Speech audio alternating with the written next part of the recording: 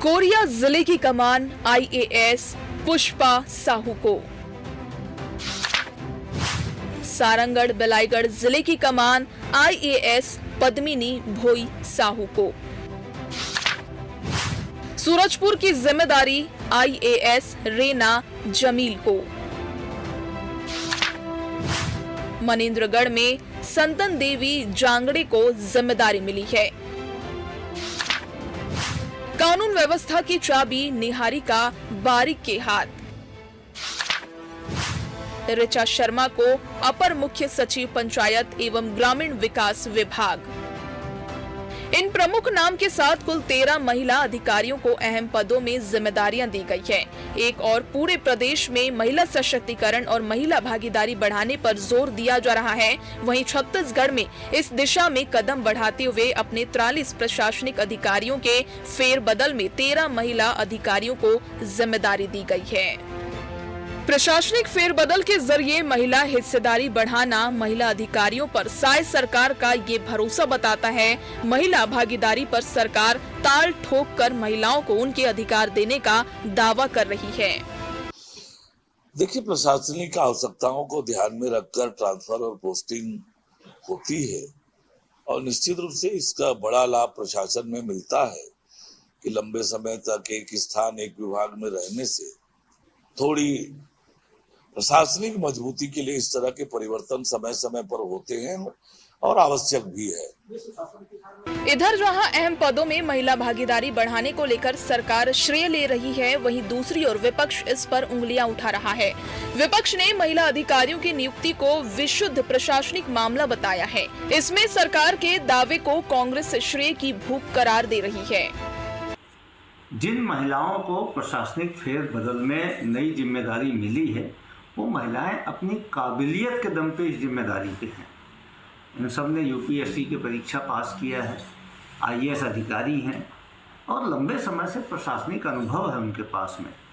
लवासना से ट्रेनिंग करके आई हैं। अब भारतीय जनता पार्टी यह दम भरे कि उन्होंने इनको अवसर दिया, तो भारतीय जनता पार्टी इस प्रकार का मुगालता करना बंद करे। इन महिलाओं को भारतीय जनता पार्टी ने कोई खैरात नहीं दिया है, ये उनका अधिकार है। ये यूपीएससी की परीक्षा पास करके अधिकारी बनी है और आज से नहीं, वर्षों से किसी न किसी विभाग की जिम्मेदारी संभाल रही थी।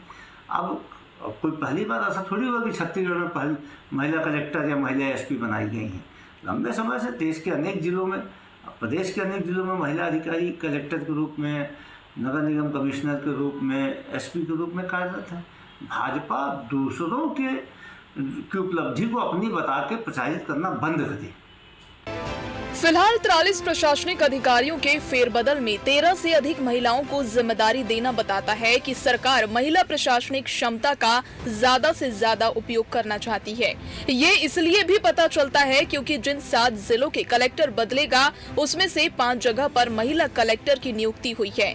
ऐसे में जब महिला आरक्षण को लेकर देश में बहस छिड़ी हुई है, महिलाओं की भागीदारी बढ़ाने की बात हो रही है, वहाँ प्रशासनिक अमले में भी भागीदारी बढ़ाकर सरकार ने एक संदेश देने की कोशिश की है। Bureau report, TV 24।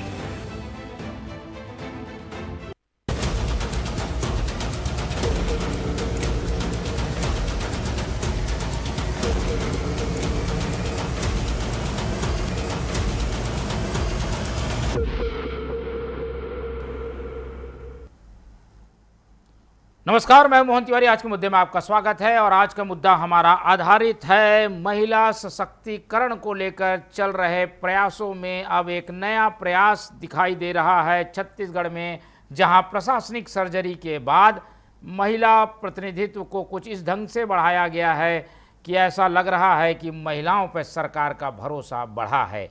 एक संदेश देने की कोशिश है। और जब पूरे देश में इस बात को लेकर बहस सी छिड़ी हुई है कि महिलाओं का प्रतिनिधित्व कैसे बढ़ाया जाए और इसको लेकर अलग अलग राय जब दिखाई देती है, तो छत्तीसगढ़ ने जो प्रयास किया है उससे ऐसा लगता है कि अधिकारी वर्ग में भी महिलाओं को आगे बढ़ाने के लिए छत्तीसगढ़ सरकार प्रयास करती दिख रही है। लेकिन इस पर भी सियासत जारी है। कांग्रेस के अपने सवाल हैं, टिप्पणियां हैं, तंज है।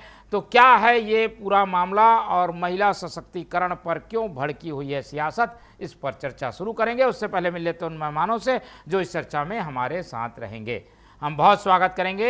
हमारे साथ मौजूद हैं इस पूरे मामले पर बीजेपी का पक्ष रखने के लिए बीजेपी के प्रवक्ता वासु शर्मा जी।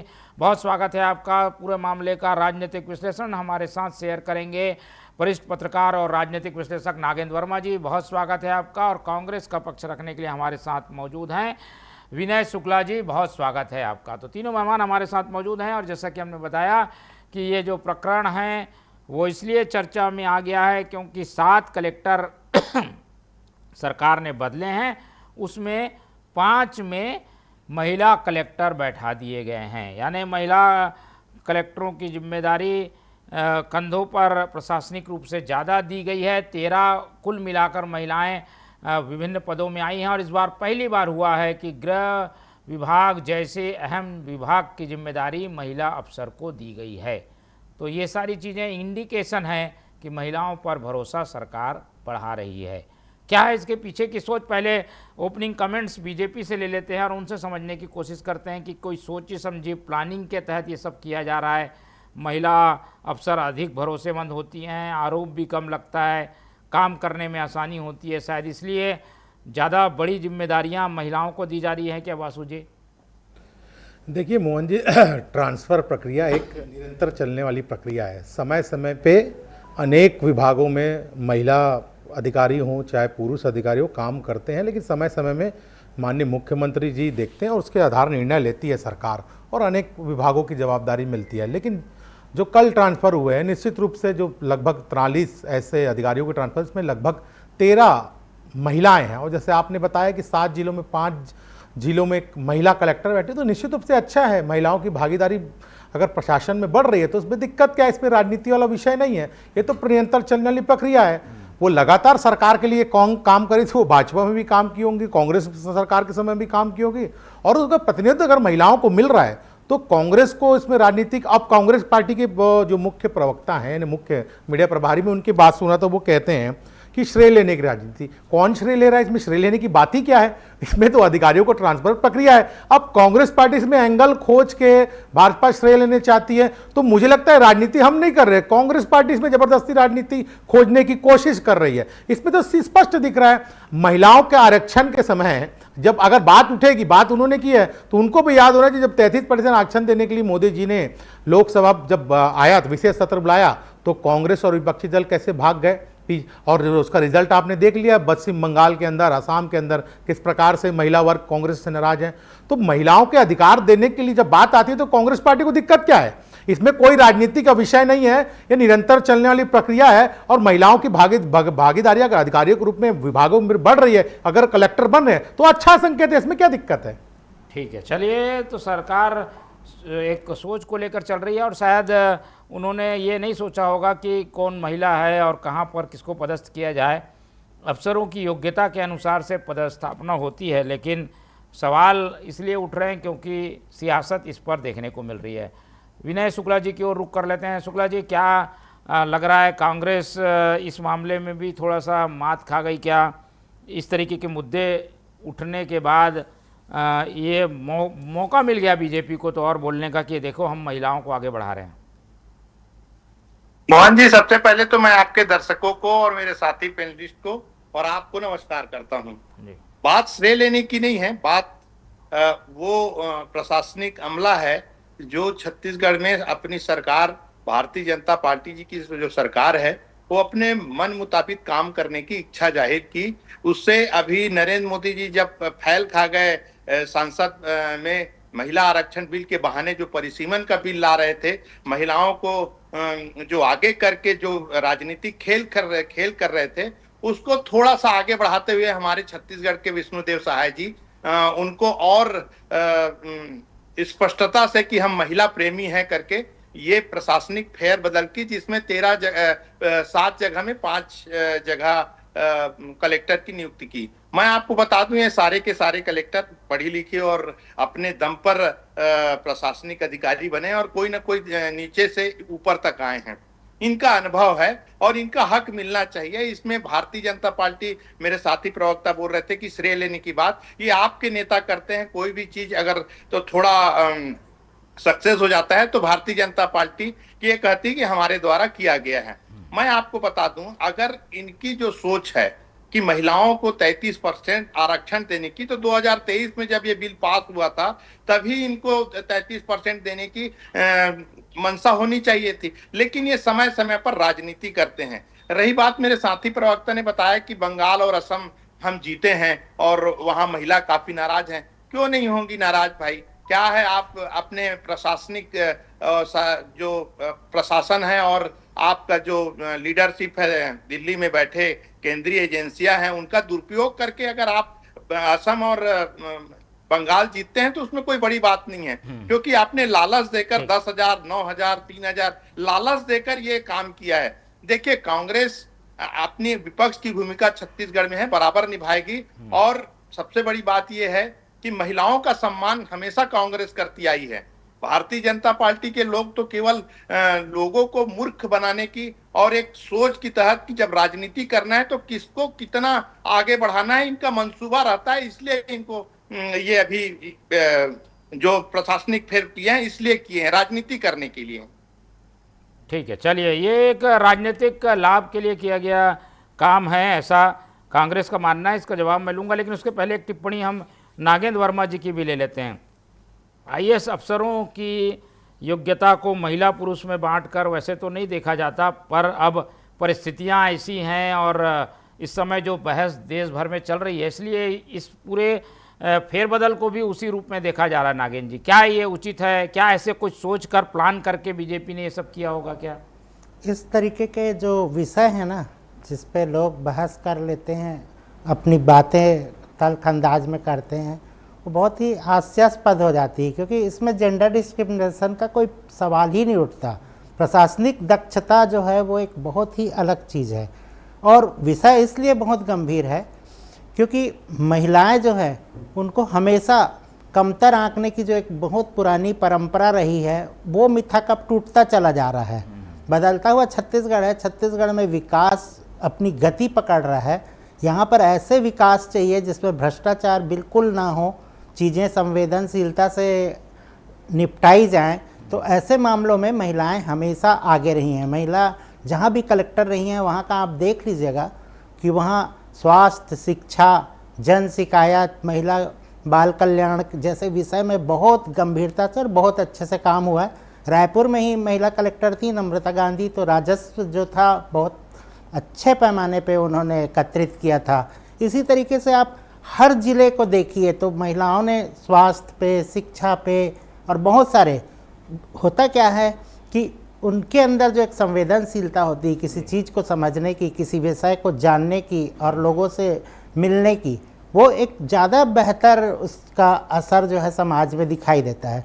जहाँ जहाँ महिला पुलिस अधिकारी हुई है, जहाँ महिला जिला कलेक्टर हुई है, वहाँ की महिलाओं में भी एक कह लीजिए कि उनका आत्मविश्वास बढ़ जाता है।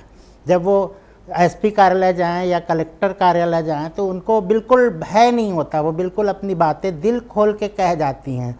तो जहाँ जहाँ उनके साथ अत्याचार या उनके हितों की पे कुठाराघात होता है, वो सब मामले प्रशासनिक अधिकारी, चाहे वो पुलिस के महकमे के हों, चाहे राजस्व के महकमे के हों, या किसी भी तरीके से, वो बड़े संवेदनशीलता से उसको निभाते हैं। कई मामले में पुरुष उन चीज़ों को समझ पाने में चूक जाते हैं। तो ये सब दिक्कतें जो है वो ख़त्म होती है। दूसरी बात, हम सुन रहे थे ऐसा योग्यता से ही लोग बनते हैं, आगे पहुंचते हैं, लेकिन कई बार की क्या होता है कि महिलाओं को वो अवसर नहीं मिल पाता, उनको लूप लाइन में बिठा दिया जाता है। मंत्रालय में भी वो बैठी हैं, उनके पास वो जिले का कभी अवसर ही नहीं मिला उनको जिले को संभालने का, या कोई ऐसा विभाग जिसमें वो बेहतर प्रदर्शन कर पाती, उनका कभी उन्हें दायित्व ही नहीं मिला। हमने तो बहुत सारे ऐसे प्रकरण देखे मोहन जी, आपने भी खबरों में देखा होगा कि महिलाएं जो है खनिज वनिज में भी जो अवैध उत्खनन हुआ है वहाँ मौके पे पहुँच गई और उन्होंने उसका मुकाबला किया है। अभी इस तरीके हैदराबाद में भी अभी एक खबर आई कि आंध्रा में एक एसपी जो है वो अकेले खड़ी हो गई रात को, और उन्होंने देखा कि किस तरीके से लोग अकेली महिलाओं के साथ क्या करते हैं दुर्व्यवहार, तो उसको उन्होंने सॉर्ट आउट किया इस तरीके के प्रॉब्लम को। तो ये बहुत सारे ऐसे उदाहरण हैं, और महिलाओं ने जब भी उनको अवसर मिला है अपनी श्रेष्ठता साबित ही करी है पुरुषों के मुकाबले बेहतर प्रदर्शन करके। ठीक है, तो महिलाएं कहीं भी कम नहीं हैं, लेकिन उन्हें महिला पुरुष के रूप में ना देखते हुए उनकी योग्यता के आधार पर चिन्हित करना चाहिए। और कांग्रेस जो बात उठा रही है वो, और नागेंद्र वर्मा जी ने जो बात कही, वो दोनों सवाल के जवाब ले लेता हूँ वासु जी। लेकिन कहीं ना कहीं श्रेय की राजनीति इसमें भी दिखाई देती है। मैसेज देने की कोशिश तो है, महिलाएं कुर्सी में जब प्रमुख पदों में बैठेंगी, उनसे मिलने जुलने वाले आएंगे, जनता के बीच उनका एक मैसेज जाएगा। शायद इसलिए पार्टी ने कुछ प्लान किया है, संदेश तो है इसमें कहीं ना कहीं। देखिए मोहन जी, ये आज जो डिबेट में चर्चा हो रही है, मुझे लगता है कि भारतीय जनता पार्टी की सरकार ने तो निरंतर ट्रांसफर पोस्टिंग चलता है, उसके तहत ट्रांसफर पोस्टिंग अधिकारियों का तबादला किया है। लेकिन विषय कैसे उठ गया? विषय कांग्रेस ने उठाया। यानी महिलाओं, अगर वैसे मंत्रालय में बैठ के अधिकारी काम करते थे, उनको अगर ग्राउंड में उतरने का काम करने का अवसर भारतीय जनता पार्टी की सरकार दे रही है, तो उसमें क्या दिक्कत है? जैसे महिलाओं की क्षमता पे सवाल नहीं उठाना चाहिए। निश्चित रूप से वो प्रबल है, काम करके दिखाएंगे, क्योंकि इतनी काबिलियत उन पे है, क्योंकि वो इतने बड़े पद में बैठे हैं, तो कहीं ना कहीं वो काम करके दिखाएंगे। अभी जैसे विनय शुक्ला जी ने कहा कि ये महिलाएं काबिल है, वो यहाँ तक पहुंची है, तो हम भी यही कह रहे हैं काबिल है। इसमें महिला पुरुष देखने का क्या जरूरत है? जैसे कांग्रेस के मीडिया के सेल के प्रमुख ने कहा, इसमें श्रेय लेने, इसमें भारतीय जनता पार्टी ने तो कोई प्रश्न उठाया ही नहीं। ना तो भारतीय जनता पार्टी के किसी नेता ने कहा कि हमने महिलाओं को मौका दे दिया है अधिकारियों को ट्रांसफर में, ऐसे किसी नेता ने कहा। हम निश्चित रूप से अधिकारियों को अधिकारियों की नजर से देखते हैं, लेकिन निश्चित रूप से अगर महिला अच्छा काम कर रही है तो उनको मौका मिला है, अच्छे से काम करेंगे, इसमें कहीं राजनीति का विषय नहीं है। लेकिन कांग्रेस पार्टी जानबूझ के इस बात को उठा के साबित फिर से वही करना चाहती है कि महिलाओं की विरोधी कांग्रेस पार्टी है, ये स्पष्ट रूप से दिख रहा है। अभी विनय शुक्ला जी कह रहे थे कि 2023 के महिला आरक्षण बिल पास हो गया था, तो क्यों 2024 से लागू? ये अधूरी बात करते हैं। 2023 में जो बिल पास हुआ था, उसमें नियम में था कि परिसीमन और डिलिमिटेशन के बाद ही वो बिल पूरा लागू होगा, और वो से लागू होते होते 2029 से आगे हो जाता। लेकिन यही राहुल गांधी उस समय प्रश्न उठाते थे कि 2029 में इसको लागू कीजिए। अब प्रधानमंत्री मोदी जी की सरकार ने ये लाया फिर से कि 2029 से लागू हो जाए, तो कांग्रेस और बाकी लोग विपक्ष से खड़ा हो जाए। हजारों से, कई सालों से, 50 सालों से देश में कांग्रेस पार्टी की सत्ता चली, लेकिन महिलाओं को आरक्षण नहीं दिया कांग्रेस ने। यह स्पष्ट है, महिलाओं ने देखा है। अब महिलाओं को अधिकार देने का काम भारतीय जनता पार्टी के अनेकों प्लेटफॉर्म ने किया है। देश की राष्ट्रपति माननीय महिला हैं, वित्त मंत्री लगातार महिला हैं, तो ऐसे बहुत सारे हैं। इसमें राजनीति का विषय नहीं है, इसमें राजनीति होनी भी नहीं चाहिए। अधिकारी अपना काम करेंगे और परफॉर्मेंस दिखाएंगे, उसके आधार पर तय होता है कि किस अधिकारी ने बेहतर काम किया, चाहे वो पुरुष हो चाहे महिला हो। ठीक है शुक्ला जी, नज़रिए की बात है। अगर नज़रिया कांग्रेस बदल ले तो इस पूरी प्रशासनिक फेरबदल में ऐसी कोई चीज़ नहीं है, लेकिन नज़रिया राजनीतिक रखकर कांग्रेस सोच रही है, इसलिए ये सारी चीज़ें दिखाई देती हैं। देखिए मोहन जी, राजनीतिक भारतीय जनता पार्टी के लोग करते हैं। मेरे साथी प्रवक्ता ने कहा है कि हमने तो श्रेय लेने का काम नहीं किया, लेकिन हमारे उप मुख्यमंत्री अरुण साव जी ने बिल्कुल श्रेय लेने का काम किया। उन्होंने ही बाइट दिया, इसके आधार पर हमने उनको ये बात बोली। दूसरी बात, कांग्रेस की बात करें तो कांग्रेस शुरू से ही महिला के साथ खड़ी हुई है। 2023 में जब नरेंद्र मोदी जी ने ये बिल पास किया था 22 और 23 तारीख को लोकसभा और राज्यसभा में, उसके बाद 24 और 25 तारीख को वो गुजरात चले गए थे और गुजरात में बहुत बड़ा एक सभा लेकर महिलाओं के गुण गा रहे थे। ये राजनीति करते हैं, महिलाओं के प्रति इनकी इंसानियत नहीं रह गई है, ये केवल राजनीति करने का काम करते हैं। हमारे जो प्रशासनिक अधिकारी अभी जो बदले हैं, मैं मानता हूं सरकार बीच बीच में प्रशासन फेरबदल करते हैं, लेकिन उन जगह ये हैं जहां पे छोटा जिला है, उनको अगर देना ही था, अगर महिलाओं का सम्मान उनको बड़ा खूबी से करना था, तो जो पांचों जो कलेक्टर बने हैं वो बहुत ईमानदार हैं। मैं भी जानता हूं उनको तो आपने पास रखना चाहिए। बिलासपुर, रायपुर, रायगढ़, बड़ी शहर में उनको जिम्मेदारी देना चाहिए, ताकि राजस्व, जैसे हमारे वरिष्ठ पत्रकार जी बोल रहे थे, राजस्व की बढ़ोतरी होती है, खनिज विभाग में बढ़ोतरी होती है। मैं अपने साथी भाई से इतना ही कहना चाहता हूं, महिलाओं का सम्मान कीजिए, उसमें राजनीति ना कीजिए। दूसरी बात, मैं अपने बड़े भैया वरिष्ठ पत्रकार जी भी कहना चाहता हूं कि हम सत्य बात करें और सरकार के वो मंसूबे को उठाएं जो उनकी गलत रास्ते को चयन करती है। हम हमेशा छत्तीसगढ़ के लोग हैं, और सरकार अगर गलत दिशा में जा रही तो उसको बोलने का अधिकार होनी चाहिए, ना कि सरकार के साथ उनकी बातों पे बात मिला के चलना चाहिए। ठीक है, तो चलिए, भले इसमें राजनीति हो ना हो, क्या इसका कोई लाभ भी मिल सकता है क्या? नागेंद्र जी से समझ लेते। नागेंद्र जी, कांग्रेस भाजपा की अपनी बातें हैं और खुलकर राजनीति में जो चीज़ें एजेंडे के तहत लाई जाती है वो कहीं भी नहीं जाती है, पर क्या इसका लाभ दिखता है क्या कुछ? देखिए, बहुत ही फिर एक आश्चर्य की बात है मोहन जी, जिन महिला अधिकारियों को इतनी जिम्मेदारी का पोस्ट दिया गया है, ये तो एक प्रशासनिक तरीका है कि उनको किस जिले में तैनाती दी जाएगी और किस प्रभार पे रखा संख्या जाएगा। बल को लेकर बात हो रही ना। लेकिन सवाल ये उठता है कि अगर जब हम उनके बारे में ऐसा बात करते हैं, उनको कम आंकते हैं, तो आखिर हमारी वही तो मानसिकता हो गई ना कि हम उनको कहीं ना कहीं एक तरीके से आहत ही कर रहे हैं। उनको काम करने में कितनी दिक्कत जाएगी जब हम उनको उस दायित्व के लेके उनके ऊपर शंका करते हैं। कांग्रेस का अपना नजरिया है मोहन जी, कांग्रेस का अपना नजरिया है। कांग्रेस ने अपने ऐसे अनुभव को पाया है कि उन्होंने दागी लोगों को ज़्यादा देख लिया महिलाओं में। मैं अब सीधे शब्दों में कह रहा हूँ कि उनके समय में डीएमएफ में जो घोटाला हुआ था उसमें आईएएस अधिकारी और एक ट्राइबल डिपार्टमेंट की एक अधिकारी फंसी, फिर जिला शिक्षा अधिकारी के रूप में 2 महिलाओं का मामला आपने देखा, मैंने देखा, विधानसभा में उनके ऊपर मामला उठा, तो दागी अफसरों की लिस्ट जारी हुई, इसमें महिलाओं की भी संलिप्तता ही है। तो कहीं ना कहीं उनका इशारा इसी तरीके से हो जाता है। वो लोग ये समझते हैं कि सारी महिलाएं उसी तरीके से भ्रष्टाचार में लिप्त है, तो ऐसा नहीं होता। लोग बहुत संवेदनशीलता से और बहुत अच्छे से, और मैंने आपको शुरू में ही कहा कि छत्तीसगढ़ विकास की ओर जा रहा है।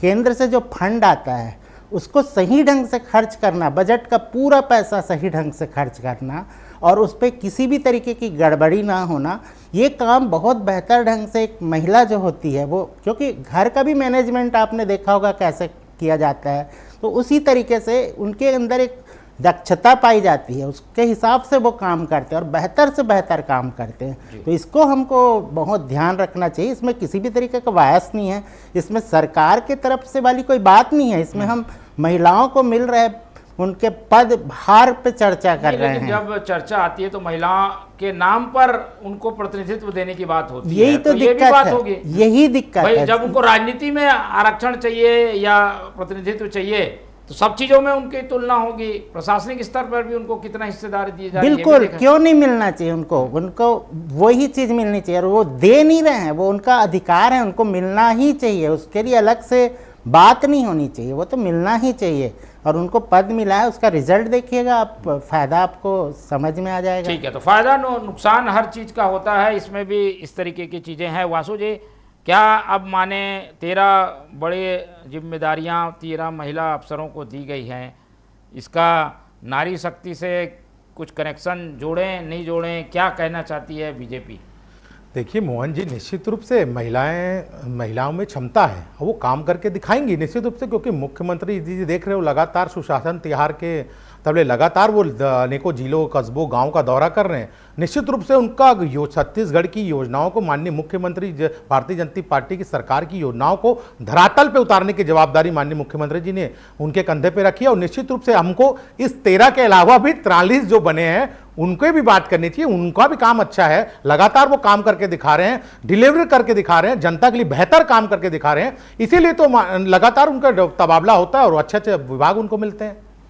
ठीक है, आखिरी टिप्पणी ले लेते हैं शुक्ला जी, क्या इसमें कांग्रेस जो है वो अब ये सोचती है कि इस तरीके की चीज़ों को ज़्यादा मतलब राजनीति में ना खींचा जाए? अब तो चीज़ें सामने आ गई हैं लोगों की, उसका नुकसान कांग्रेस को ही होता है अल्टीमेटली, पुरानी चीज़ें बाहर आती हैं।